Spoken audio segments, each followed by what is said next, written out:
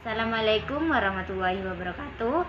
Saya di sini istiqomah sebagai mahasiswa IAIN Madura.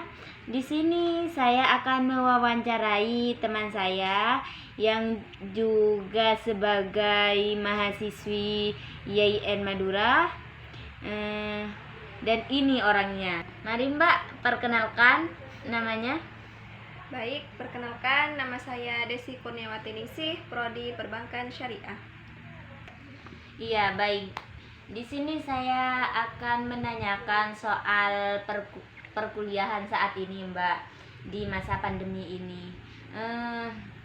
Bagaimana sih perkembangan kuliahnya Mbak itu di saat pandemi dan di sebelum pandemi? Bagaimana perkembangannya? Apa semakin menurun, apa semakin meningkat begitu?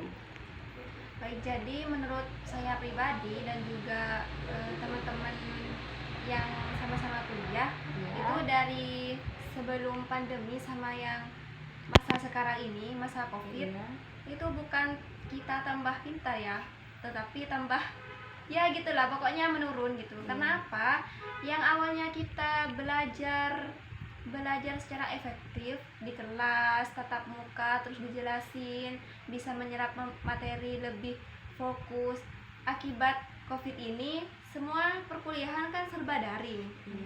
Serba daring yang mana itu menggunakan alat teknologi dengan menggunakan HP gitu ya, Pak. Begitu menggunakan aplikasi Zoom, aplikasi Google Meet dan yang lain sebagainya, bisa juga dengan WA kan.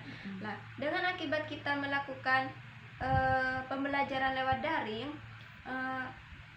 materi yang kita serap itu tidak efektif, artinya tidak murni kita benar-benar belajar. Terkadang kita merasa terganggu, misalnya lewat WA saat perkuliahan dimulai, dosen mengirimkan materi, terus pemateri juga menjelaskan, entah itu lewat voice, lewat video call atau yang lainnya, tiba-tiba terganggu dari jaringan, terus lah ada WA masuk dari teman gitu. Ya, baik. Apakah dari pandemi ini ada dampak positifnya? Ya, tentunya selain negatif pasti ada. Yang pertama ya, dampak positifnya dari daring ini masalah waktu. Yang ketikanya kita kan misalkan masuk jam 7, yang awalnya kita dari rumah berangkat sebelum jam 7, setengah 7, nyampe ke kampus jam 7, terus masih nunggu dosen gitu. Karena daring ini jam 7 on time gitu. Kadang sebelum jam 7 dosen atau pemateri itu sudah standby di HP gitu. Terus yang kedua, yang awalnya kita tidak tahu mengaplikasikan semua aplikasi yang ada di HP itu, kita bisa lebih update lah tentang aplikasi yang ada di Android itu. Bisa mengkotak-atik Android. Dan begini, tadi kan saya sudah menanyakan perkembangan kuliahnya Mbak dan dampak positifnya apa.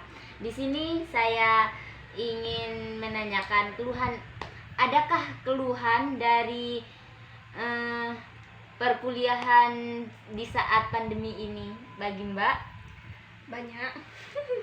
Ya, kalau banyak silahkan disebutin apa saja. Kalau saya pribadi dari COVID ini ya, keluhannya yang pertama kan jaringan yang pertama. Jaringan. Jadi yang awalnya misalkan ada di rumah jaringan enak, terus tiba-tiba kita dalam perjalanan, terus kuliahnya di tempat yang bukan di rumah, intinya kita pindah lah seperti di pelosok-pelosok gitu ya. Tidak ada jaringan. Ketika kita masuk tuh, mana jaringan ini? Saya masuk, nggak bisa masuk ke e-learning gitu. Terus yang kedua, masalah data kuota. Kan kita nggak selalu ngecek kuota kan? Iya. Gitu. Masuk, yang awalnya kita punya kuota, tiba-tiba kita misalkan sedang presentasi, kuotanya sudah habis, jadi nggak bisa melanjutkan perkuliahan itu akibat kuotanya dadakan habis gitu. Iya, di sini berbicara tentang masalah kuota di sini. Apakah Mbak mendapat sebuah bantuan kuota gitu dari kampus? Ya, alhamdulillah untuk kuota dari kampus itu kemarin satu kali pas waktu setelah itu bayar UKT itu dapat satu kali dari kampus. Terus yang kedua kemarin ini saya dapat kuota dari Kemenak sebanyak 50 GB kalau nggak salah. 45 GB itu untuk kuota belajar, terus 5 GB-nya itu untuk umum. Iya, makasih ya Mbak atas wawancaranya. Saya mengucapkan banyak terima kasih atas waktunya Mbak karena sudah mau diwawancara saya. Iya Mbak, sama-sama. Mungkin hanya itu yang dapat saya sampaikan di acara wawancara di sini. Selebihnya saya mohon maaf. Wassalamualaikum warahmatullahi wabarakatuh.